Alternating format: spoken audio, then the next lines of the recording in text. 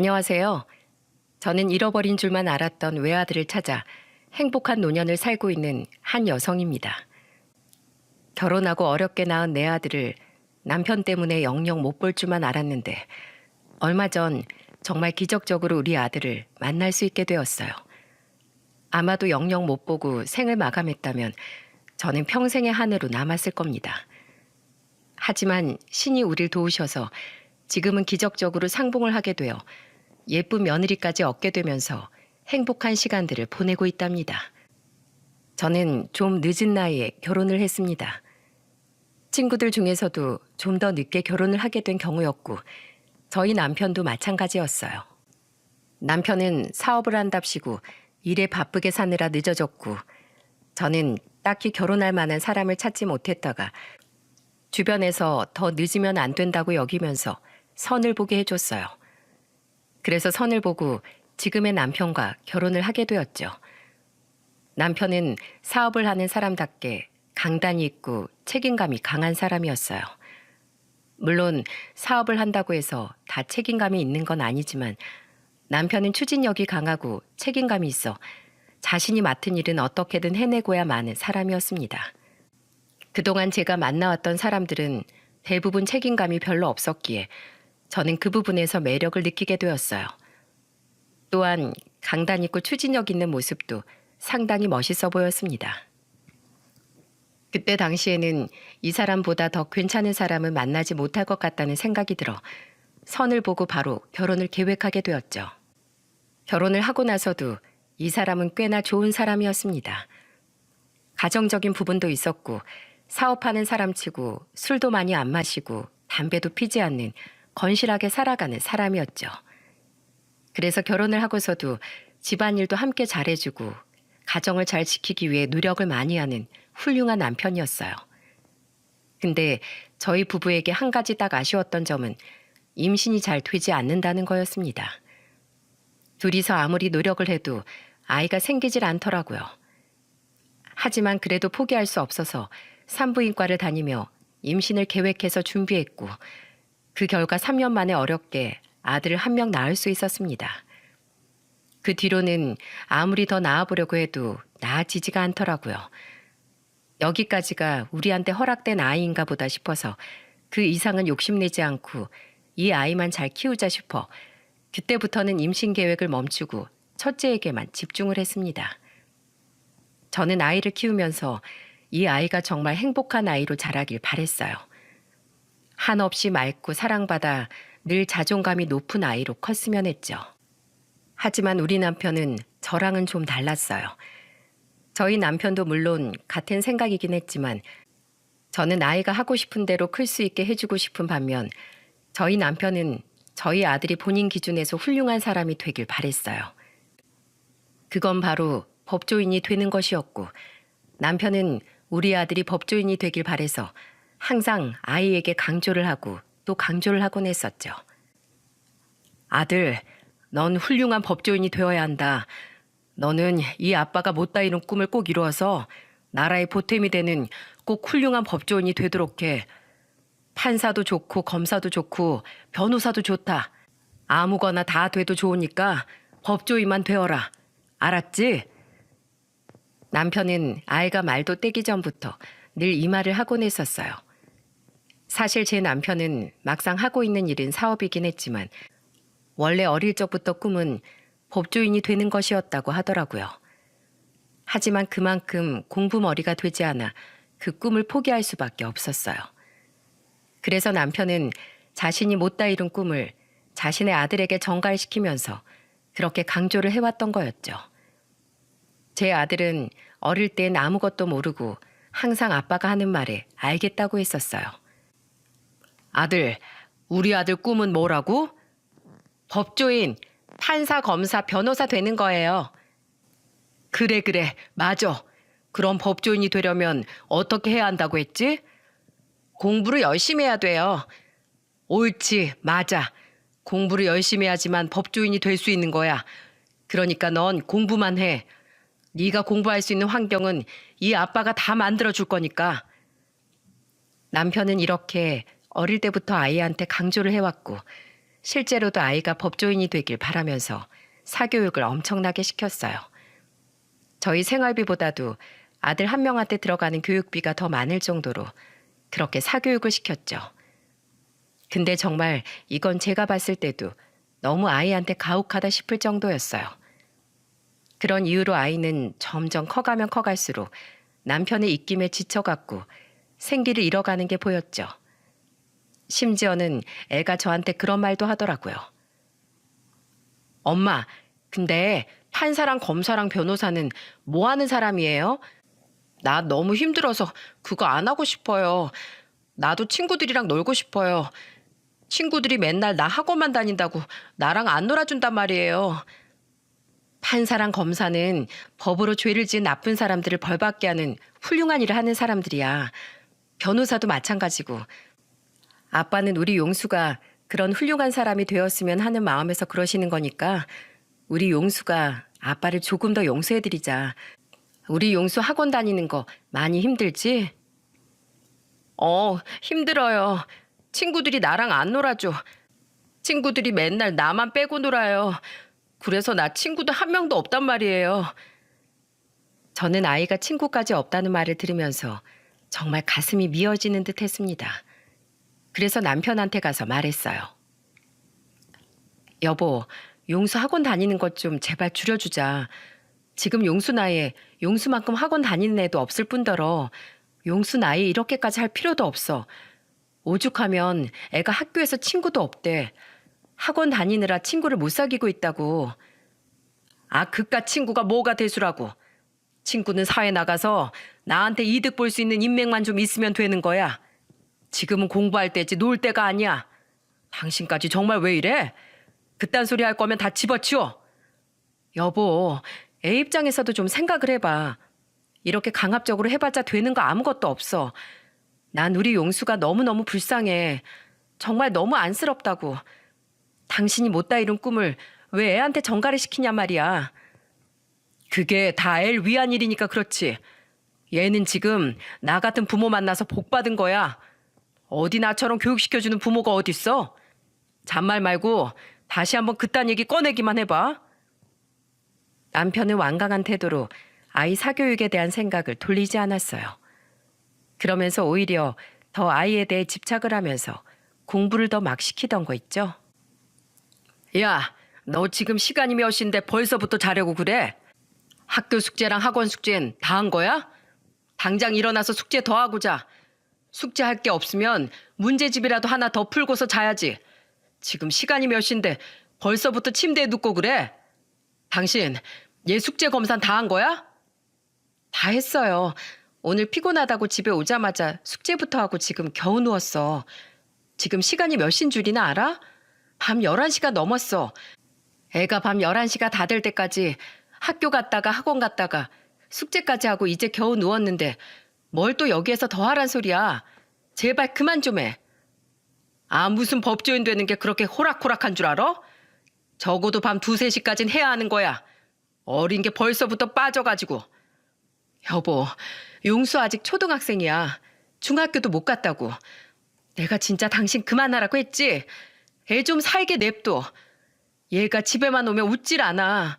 당신 보면 겁먹고서 아무것도 못한다고. 됐어. 나중엔 다 나한테 고맙다고 할 거야. 당신은 두고 봐.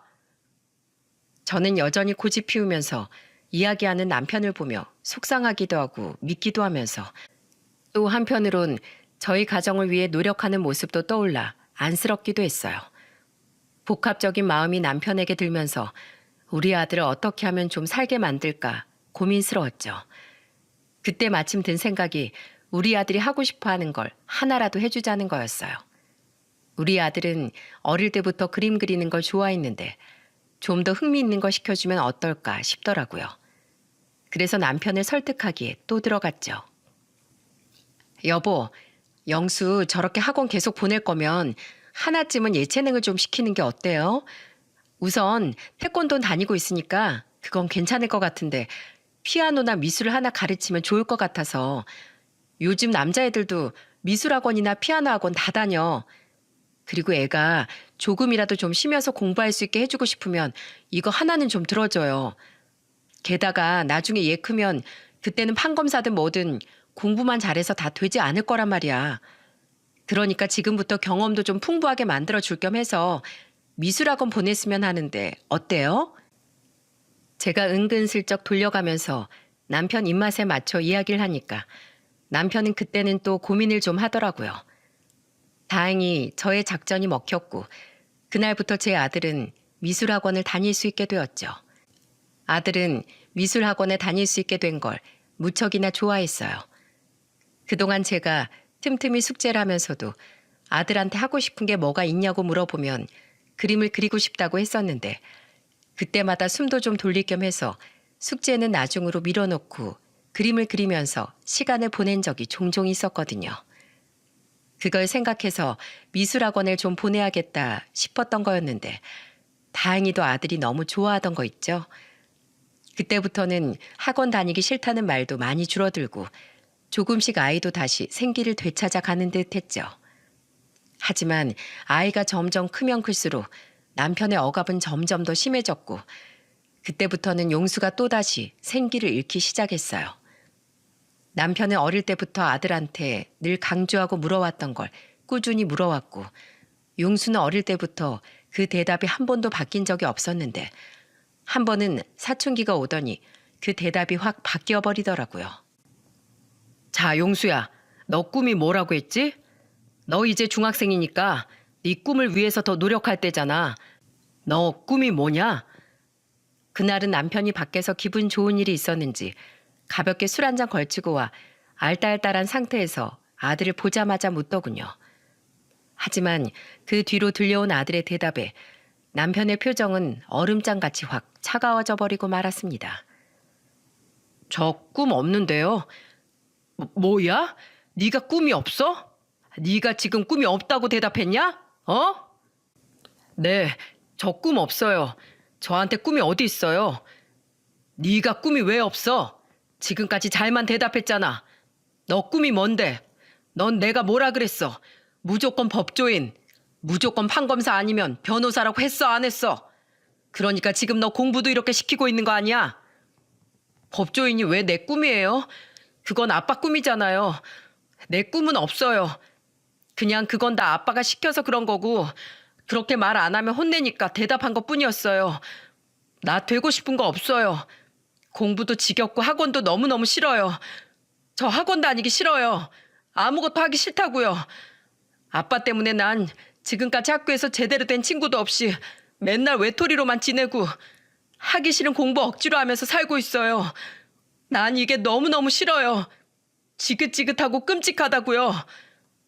뭐야? 너 이 자식 이리 와. 당장 이리 안 와? 네가 말로 해선 안 되겠구나. 오늘 어디 너 정신교육 한번 다시 제대로 받아보자. 남편은 급기야 화가 난 나머지 아들한테 손찌검까지 했어요. 그대로 등짝을 손바닥으로 날려버리더니 회초리를 가지고 와서는 종아리와 발바닥을 때리면서 매를 들었죠.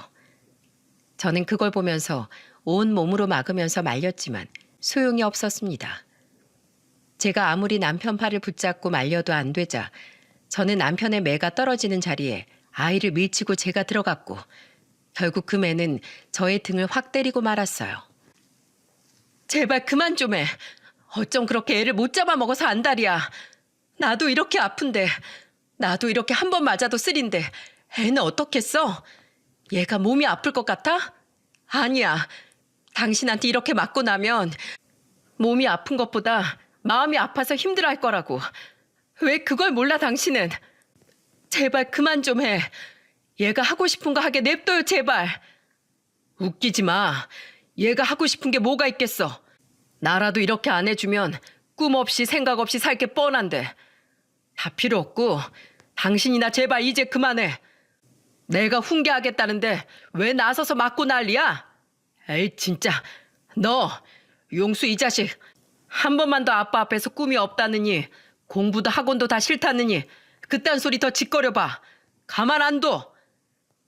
남편은 화가 났는지 그대로 밖으로 나가버렸고 저는 그날 용수가 너무 불쌍해서 그 아이를 껴안고 펑펑 울었습니다. 엄마, 나 진짜 너무너무 공부 가기 싫어요. 너무 지긋지긋해요. 내가 왜 공부를 이렇게까지 해야 돼요? 나는 공부 싫어요. 공부 정말 하기 싫다고요. 나도 친구들이랑 게임도 하고 싶고 그냥 학교 끝나고 편하게 집에서 잠도 자고 싶은데 왜 나만 이렇게 힘들게 살아야 돼요? 나 진짜 다 포기하고 싶어요.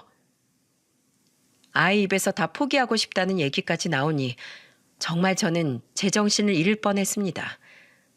오죽이나 힘들면 그럴까 싶어서 너무나 마음이 아팠어요. 그래서 그때부터는 남편 몰래 제가 학원도 끊어버리고 아이가 조금이라도 숨을 쉴 수 있도록 일부러 밖에서 보낼 수 있는 시간들을 만들어 주었어요. 대신 아들이 태권도나 미술학원 다니는 건 좋아했기에 그것까진 다니고 단과학원으로 다니던 것들도 종합학원이랑 영어까지만 다니는 것으로 하고 그 외에 단과로 더 다니던 학원을 2개 정도 다 끊어버리고는 아이가 아이만의 시간을 가질 수 있도록 해주었죠. 그리고 아이와는 철저하게 약속을 했어요. 첫째, 그 시간에 친구들과 함께 잠깐 놀다가도 엄마가 호출하면 바로 집으로 돌아올 것. 둘째, 나쁜 짓은 절대로 하지 말 것. 셋째, 만약에 학생 신분에 어긋나는 나쁜 행동을 한 것이 걸렸을 시 다시 예전처럼 학원 다니고 그때는 친구들과 보내는 시간도 하나도 없을 것. 넷째, 지금 다니고 있는 학원과 학교 공부는 소홀히 하지 말 것.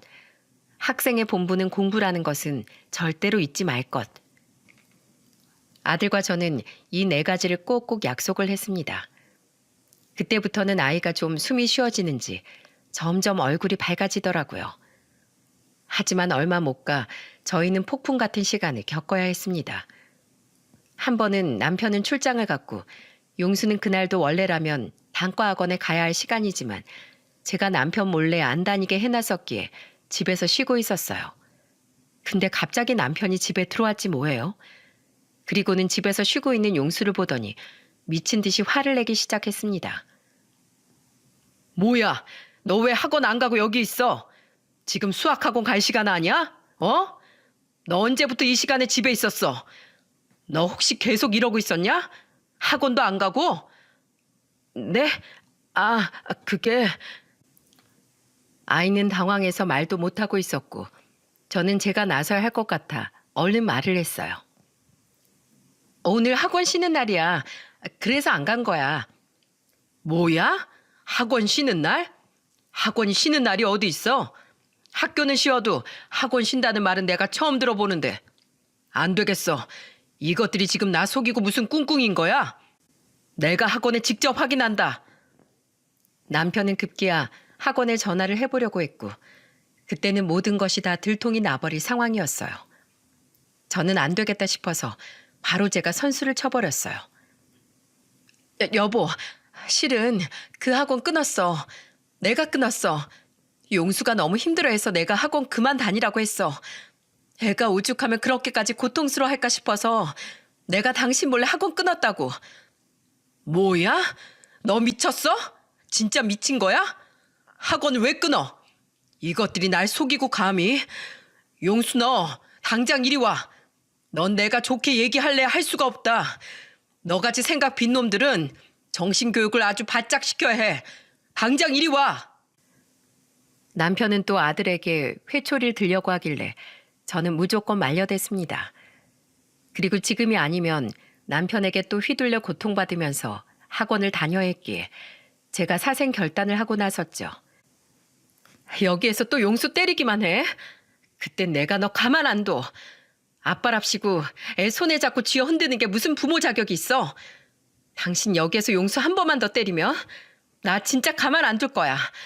당장 이혼이라고. 나 아쉬울 거 하나도 없어.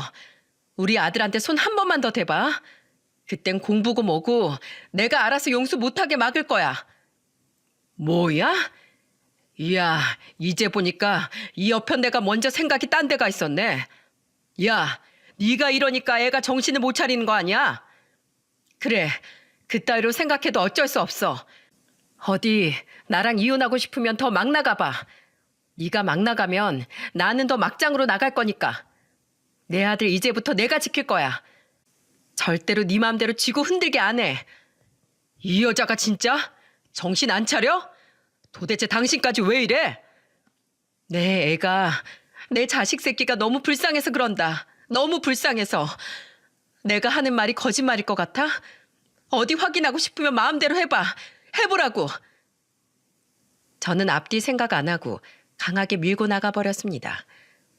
저는 이혼까지 언급하며 남편에게 세게 나갔고 남편은 그래도 가정에 대한 책임감이 있었기에 이혼이란 말이 나오자 조금은 주춤하는 듯 했어요.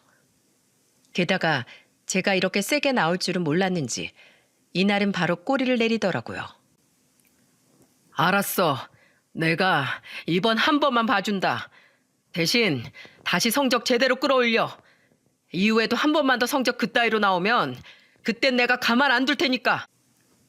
남편이 화를 내면서 마무리를 하긴 했지만 그래도 일단락이 된 것이 다행이었습니다. 하지만 또 일이 하나 벌어지고 말았어요. 왜냐하면 용수에게 진짜 꿈이 생겼거든요. 용수는 미술학원을 정말 좋아하는 아이였습니다.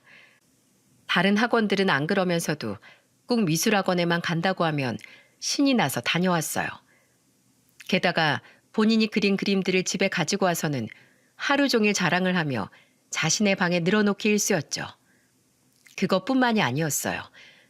단과학원을 그만두고 집에서 쉴 때도 집에서 내내 그림만 그리다 잠드는 날이 수두룩했습니다.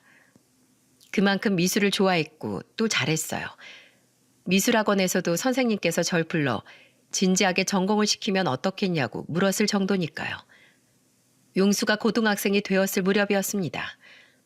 보통은 고등학생이 되면 미술학원은 안 다니는데 용수는 그때까지도 꾸준히 미술학원을 다닐 만큼 좋아했기에 계속해서 보내고 있었죠. 그러던 애가 어느 날 갑자기 저한테 말을 하더라고요. 엄마, 난 미술이 하고 싶어요. 법조인은 싫어요. 화가가 되고 싶어요. 이제야 제 꿈이 생긴 것 같아요. 아빠가 이루고 싶어하는 꿈이 아닌 제가 이루고 싶은 꿈은 화가예요. 저 화가가 돼서 엄마를 행복하게 해줄게요. 용수는 그렇게 말을 하면서 처음으로 저에게 자신의 꿈에 대해 이야기를 해왔습니다. 하지만 그걸 남편에게 쉽게 이야기할 수는 없었어요. 저는 때를 기다리다가 대학교 들어가기 직전에 남편에게 말을 하자고 했어요. 용수도 그게 좋겠다고 해서 대학 입시를 앞두고 몇 달 전에 이야기를 했죠. 아빠, 저 드릴 말씀이 있어요. 실은 저 법조인이 아닌 화가가 되고 싶어요. 그림 그리는 게 너무 좋고 행복해요. 사실 공부는 제 체질이 아니에요. 아빠가 시켜서 했지만 공부하면서 행복했던 적은 단 한순간도 없어요. 저 그림 그리고 싶어요. 대학교 미술 전공으로 들어가게 허락해 주세요. 그래요, 여보. 당신 꿈도 소중하고 법조인이 되는 것도 용수한테 너무 좋은 일이지만 우리 용수 아직 어리고 하고 싶고 할 수 있는 것도 많은 나이인데 이참에 미술 전공 시켜보는 것도 괜찮을 것 같아요. 법조인이나 다른 직업이야 다른 때도 또 도전해 볼 수 있잖아요. 먼저는 아이가 하고 싶어 하는 거 시켜주자고요. 저와 용수는 용기를 내서 남편에게 말을 했습니다. 저희는 남편이 화를 낼 걸 어느 정도 예상을 하고 말을 했어요. 근데 저희의 생각보다도 남편의 반응은 더욱 심각했습니다. 남편은 완전히 화가 나서는 날뛰기 시작했죠. 이것들이 쌍으로 미쳐선 절대 안 돼. 미술은 무슨 놈의 미술? 이 자식이 그나마 좀 살맛나라고 미술학원 보내놨더니 뭐야? 화가가 꿈이야? 너 당장 미술학원 때려쳐. 앞으로 미술의 밑자만 꺼내기만 해봐. 다리 몽댕이 부러질 줄 알아. 남편은 노발대발하며 화를 내버렸고 잘 다니던 미술학원까지 끊어버렸습니다. 그 뒤로 용수는 너무 힘들어했어요. 공부에도 손을 대지 못했고 정말 멍하니 지내는 듯했죠. 그래도 어떻게 법학과까지는 갈 수 있었어요. 용수가 법학과에 합격했을 때 좋아했던 사람은 유일하게 한 사람뿐이었습니다. 바로 남편이었죠. 아이고, 역시 우리 용수. 난 네가 해낼 줄 알았다. 역시 내 아들. 넌 날 실망시키지 않는구나. 자랑스러운 내 아들. 넌 꼭 훌륭한 법조인이 될 수 있을 거다. 내 대신 내 꿈을 이루어주는 자식만큼 자랑스러운 애가 어디 있을까. 기분 좋다. 역시 내 아들. 용수는 법학과는 갔지만 대학교에서 마음을 다잡지 못했는지 성적이 그리 잘 나오지 않았습니다. 그래서 바로 이어서 가야 할 로스쿨에 떨어져 버렸어요. 남편은 첫 해에는 그러려니 했지만 또다시 두 번째에도 로스쿨에서 떨어져 버리자 그때는 분노를 표출하며 말을 하더라고요. 야, 너 이것밖에 못해? 어? 도대체 왜 또 그래? 남들 다 들어가는 로스쿨에 왜 자꾸 떨어지냐 말이야? 도대체 뭐가 문제야? 뭐가 문제냐고? 남편이 화를 내면서 말을 했고 그 뒤에 돌아오는 용수의 말에 저와 남편은 둘 다 충격을 받을 수밖에 없었습니다. 저 로스쿨 안 갑니다. 법 공부 싫어요. 법조인도 다 싫습니다. 아무것도 하기 싫어요. 저 화가할 거예요. 제 꿈은 이것밖에 없어요. 변호사고 판검사고 다 필요 없어요. 다 지긋지긋해요. 그림만 그릴 거예요, 저. 저와 남편은 예상치도 못했던 폭탄 선언에 충격을 받았어요. 하지만 이내 곧 저는 아들을 지지하는 쪽으로 돌아섰고 남편은 거기에서부터는 완전히 더 화가 타올라 버렸죠. 남편은 그 얘기를 듣자마자 곧바로 아들 방으로 쫓아 들어갔습니다. 그리고는 정말 생각지도 못한 짓을 벌이고 말았어요. 그건 바로 아들의 방을 샅샅이 뒤지는 일이었죠. 남편이 아들의 방을 막 뒤지니 장롱 안에서 그동안 몰랐던 미술 도구들이 쏟아져 나왔고 거기엔 용수가 그린 그림들도 몇 장이나 있었습니다. 근데 그걸 가지고 남편은 너무나도 충격적인 짓을 벌였어요. 남편은 그 미술 도구들을 보자마자 쓰레기 봉투를 가지고 와 조에다 쓸어서 담아버렸고 용수가 그린 그림들은 그 자리에서 가차없이 찢어버렸습니다. 저는 너무 놀란 나머지 남편을 뜯어 말리고 있는데 그 순간 용수는 표정이 싹 차갑게 바뀌더니 남편이 하는 일에 손도 안 대더라고요. 그리고는 딱 한마디를 했습니다. 역시 아버지다우시네요. 역시 아빠다워요. 왜요? 저까지 그 쓰레기 봉투에 담아버리지 그러세요. 네? 법조인이고 뭐고 그딴 거 못 들어드리는 저도 아빠인데 그저 쓰레기 아닌가요? 뭐야? 그래, 너 말 잘했다. 그래, 너 같은 쓰레기를 내가 내 자식이라고 그동안 키워댔구나. 이 못난 놈, 이런 못난 놈. 너 같은 건 이제 내 아들도 아니다. 당장 썩 꺼져버려. 꺼져버리라고. 용수의 말에 더 흥분을 한 남편은 급기야 용수의 뺨을 때려버리고는 나가라고 소리를 쳤어요. 저는 옆에서 말리면서 펑펑 울어댔고 용수는 그 말을 듣자마자 생각지도 못한 행동을 했습니다. 그건 바로 짐을 싸는 일이었어요. 용수는 그대로 기다렸다는 듯 짐을 싸더니 그대로 집을 나가버렸죠. 용수야, 용수야, 어디 가는 거야 대체? 제발 다시 돌아와. 저의 간절한 외침과 붙잡는 손을 보고도 용수는 다 뿌리치고는 집 밖으로 나가버렸어요. 저는 꺼이꺼이 울면서 용수를 찾았고 남편도 당황을 한 듯했지만 용수에게 화가 난 것이 더 컸는지 그 뒤로는 아들에 대해선 신경도 안 쓰더라고요. 오직 애가 탄 건 저뿐이었습니다. 그날로부터 저는 용수를 찾아 헤맸어요. 경찰서에 신고도 하고 용수가 가볼 만한 곳, 친하게 지내던 친구 모두에게 다 연락을 돌려봤지만 용수의 흔적을 찾을 수가 없었습니다. 그렇게 용수만 찾아 헤맨 것만 해도 3년이었어요. 3년을 내내 용수는 연락 한 번을 안 하고 종적을 감춰버렸고 남편은 나중에는 걱정하는 듯 하다가 더 나중에는 오기가 생겼는지 부모 버린 자식은 다 필요 없다면서 무시를 해버리더라고요. 그렇게 저만 애태우면서 보낸 시간 속에서 저는 매일을 용수 때문에 울었습니다. 그러던 어느 날 모르는 번호로 문자가 하나 왔더라고요. 그건 바로 용수였습니다. 엄마, 벌써 제가 집 나온 지도 3년이 되었네요. 계속 절 찾고 계시는 것 같은데 전 집으로 돌아갈 마음 없어요. 엄마도 힘드실 텐데 저까지 불효를 저질러서 죄송합니다. 하지만 제가 살 길은 이것밖에 없어요. 그러니까 나중에 제가 때가 되면 엄마를 찾아갈 테니 그때까진 저 그만 찾으세요. 저는 아주 잘 지내고 있어요. 오히려 지금이 행복해요. 그러니 부디 건강하시고 엄마도 편하게 잘 지내세요. 저는 모르는 번호로 온 문자를 보자마자 바로 전화를 걸었지만 신호만 갈 뿐 받질 않았어요. 그래도 저는 그렇게라도 소식을 전해온 용수에게 고마웠고 언젠가는 우리 용수가 나한테 다시 돌아오겠구나 라는 확신이 들면서 그때부터는 용수를 찾는 것을 멈췄습니다. 그때부터는 마음 편하게 먹고 그저 용수가 행복하길 바라며 지내고 있었는데 저희 부부에게 불행이 닥쳐오고 말았어요. 그건 바로 남편의 뇌출혈이었습니다. 남편은 워낙에 평소에 고혈압을 앓고 있었는데 어느 날 갑자기 그 고혈압이 문제가 되면서 뇌출혈을 일으키며 쓰러져 버렸죠. 그대로 병원으로 갔지만 결국 남편은 중풍으로 몸을 제대로 가눌 수 없게 되었어요. 그때부터 우리 가정에는 시련이 계속해서 찾아왔습니다. 몸이 불편해진 남편의 상황도 있었지만 그때부터 잘 되던 남편의 사업이 기울기 시작하면서 사정이 많이 어려워지게 되었어요. 결국에는 남편의 회사는 부도가 나버렸고 남편은 건강도 잃고 사업장도 잃으며 완전히 이빨 빠진 호랑이가 되어버렸습니다.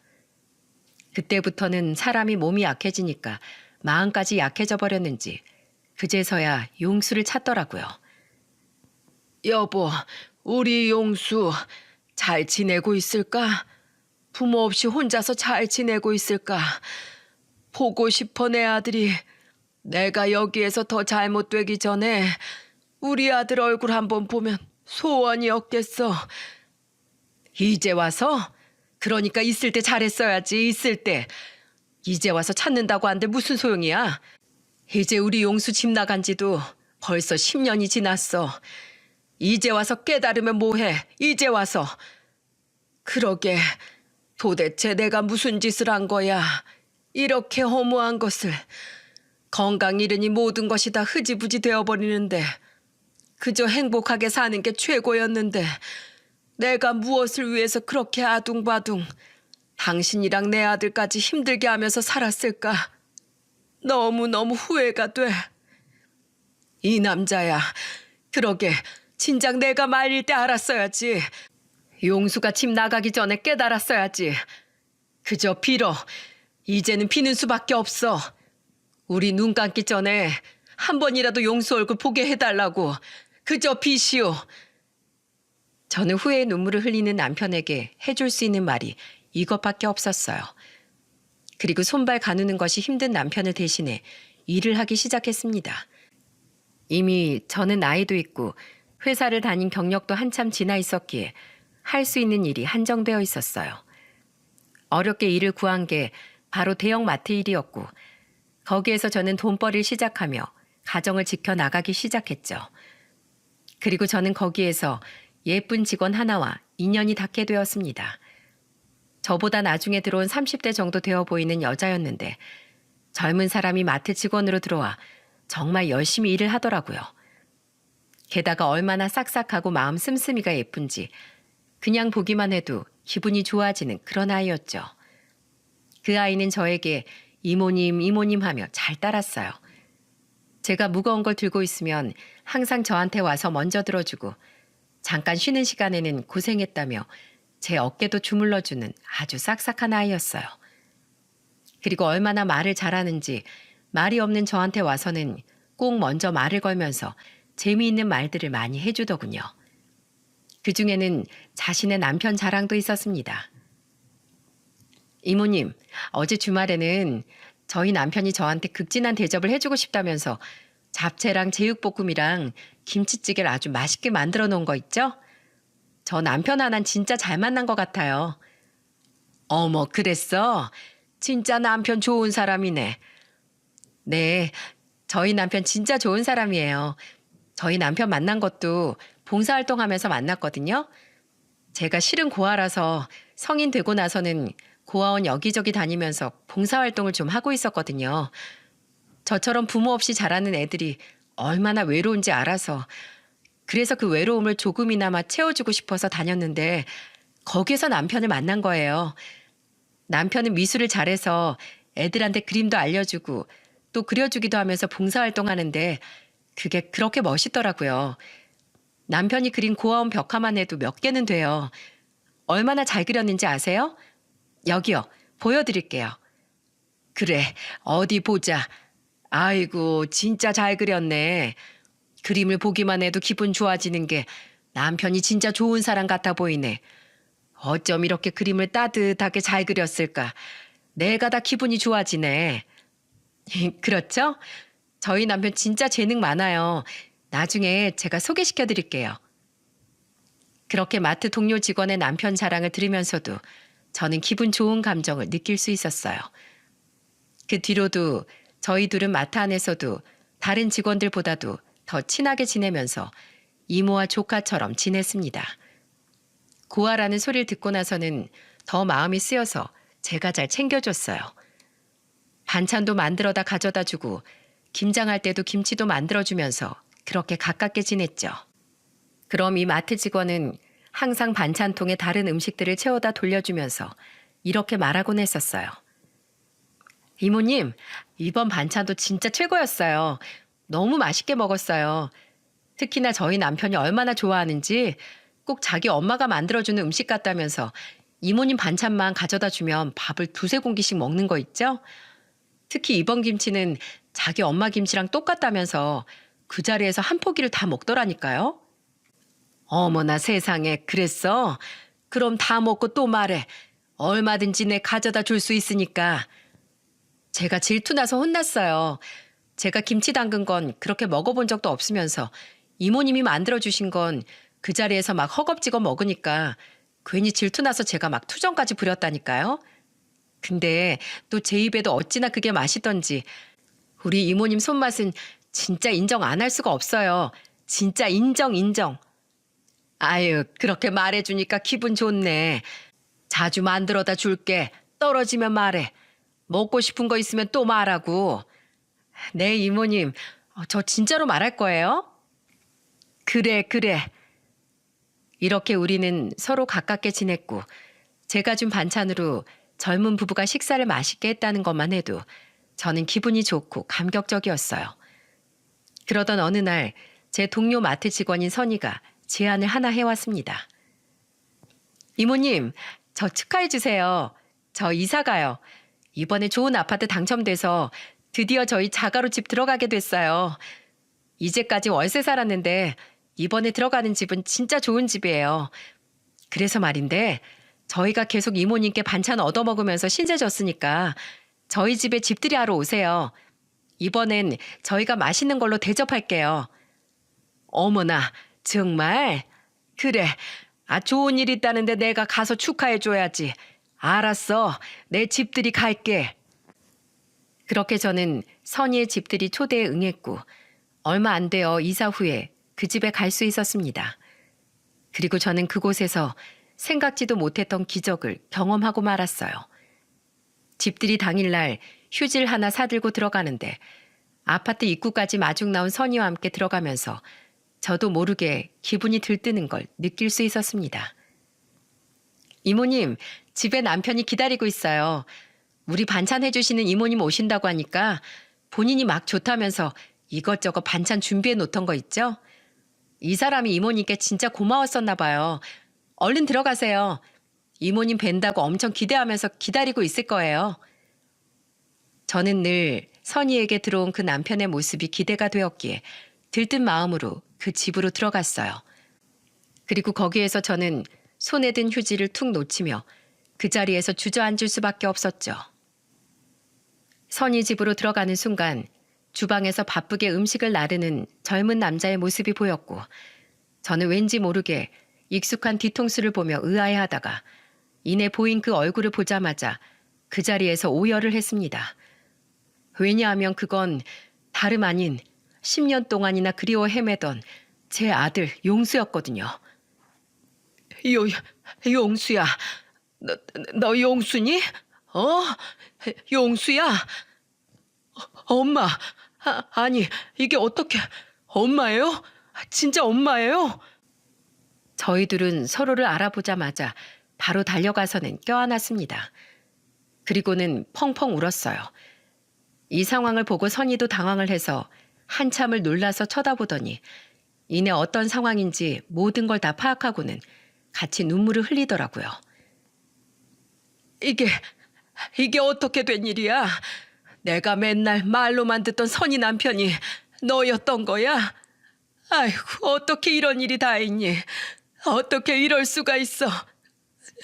너 그동안 어떻게 지냈어? 우리 아들, 내가 얼마나 보고 싶었는지 알아? 이 엄마가 얼마나 그리워했는지 아냐고. 엄마, 죄송해요. 일찍 찾아뵙고 싶었는데 내가 더 떳떳해지면 그때 찾아가려고 했었어요. 아직은 내가 정말 원하던 삶을 사는 게 아니어서 그래서 못 찾아갔어요. 이 녀석아, 그런 게 어딨어. 엄마는 그냥 너 자체로 소중한 거 몰라? 엄마가 누누이 그렇게 얘기했는데 네가 행복하기만 하면 됐다고 했잖아, 엄마는. 왜 이렇게 엄마를 슬프게 만들어? 왜? 죄송합니다. 정말 죄송해요. 저도 너무너무 보고 싶었어요. 엄마가 너무 그리웠어요. 됐어. 네가 이렇게 잘 지내고 있었으니 다 됐어. 엄마는 이제 여한이 없다. 여한이 없어.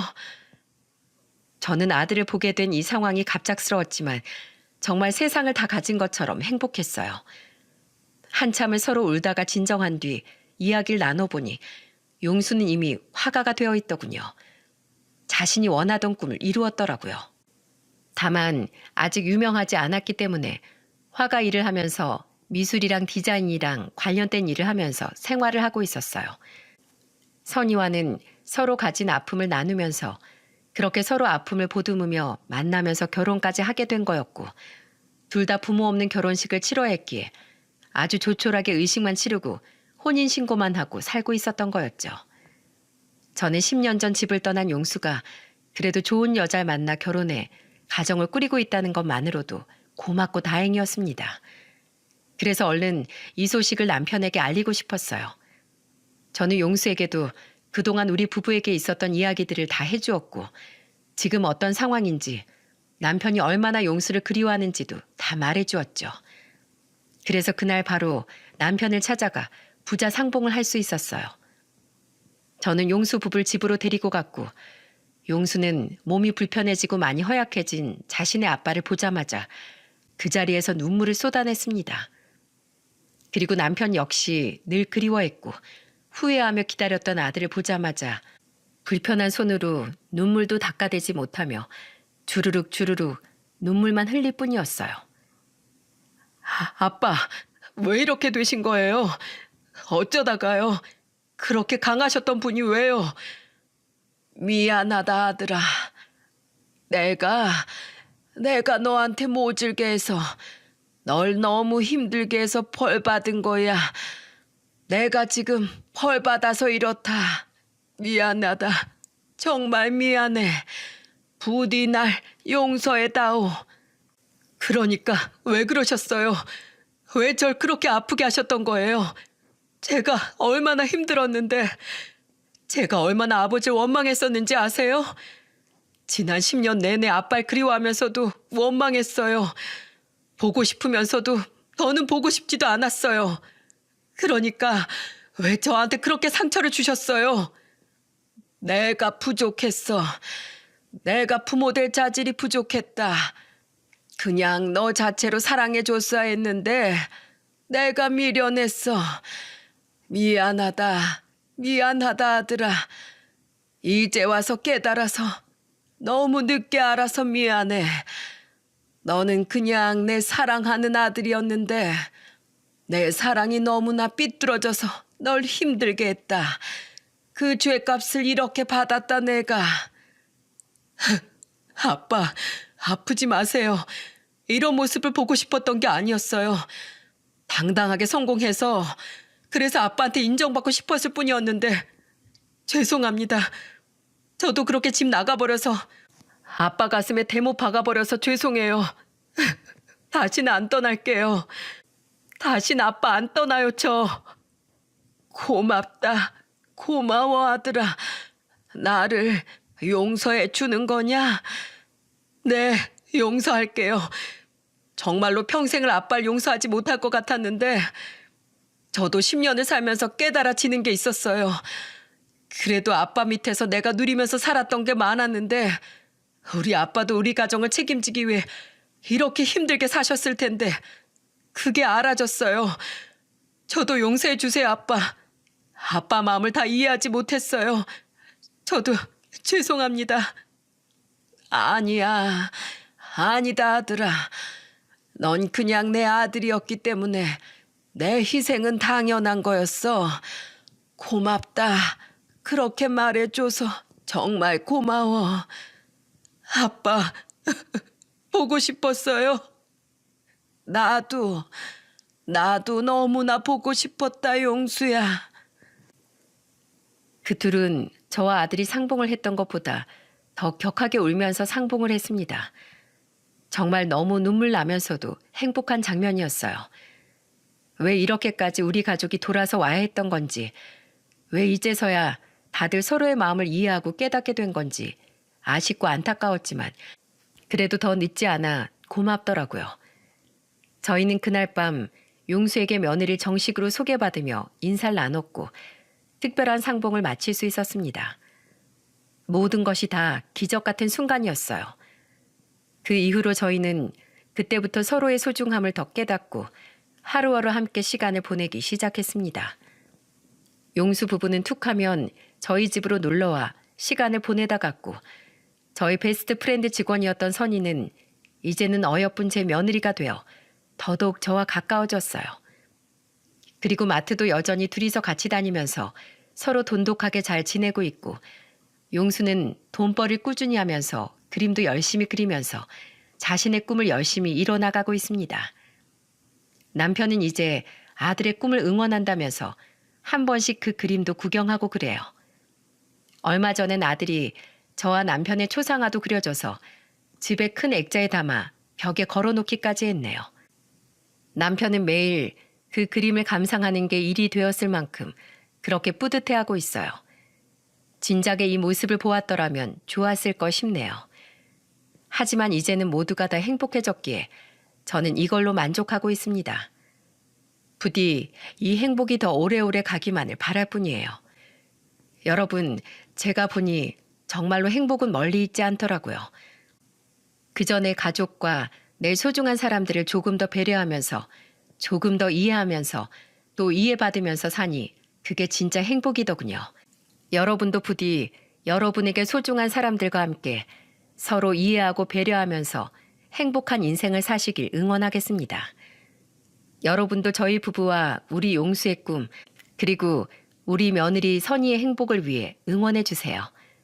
긴 사연 들어주셔서 감사합니다.